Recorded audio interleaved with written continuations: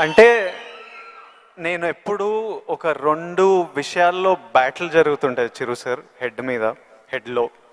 ఒకటేంటంటే డెస్టినీ. కొందరు ఏమంటారంటే రాసి పెట్టింది జరుగుతుంది, నీకు రాసి పెట్టుందిరా అనే అనే ఆలోచన ఒకటి. ఇంకో నాకున్న ఆలోచన ఏంటంటే కంప్లీట్లీ నా డెస్టినీ నా చేతులు ఉంది, నాకు కావాల్సింది నేను గొడ్డు చాకిరి చేసి అది సంపాదించాలి.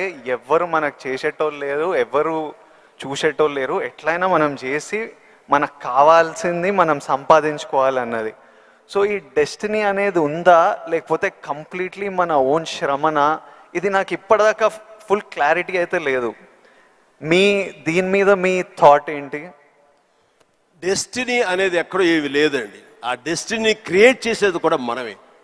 మనం క్రియేట్ చేసుకోవాలి. నా పాత్ ఎలా ఉండాలి, దట్ ఈస్ మై డెస్టినేషన్, నా డెస్టినీ ఇది. దాన్ని అచీవ్ అవ్వాలంటే నేనే చేయాలి, అది రీచ్ అవ్వాలంటే నేనే కష్టపడాలి, అక్కడ రీచ్ అవ్వాలంటే నేనే పరిగెత్తాలి, నేనే నడవాలి, నేనే కష్టపడాలి అని మనం అనుకుంటుండగా మన పాత్ మనమే లేట్ చేసుకుంటూ ముందుకు వెళ్ళాలి తప్ప ఎక్కడ రెడీమేడ్గా ఉండి జన్మ ముందు రాసి పెట్టి ఉంటుందంటే ట్రాష్. నేను నమ్మను.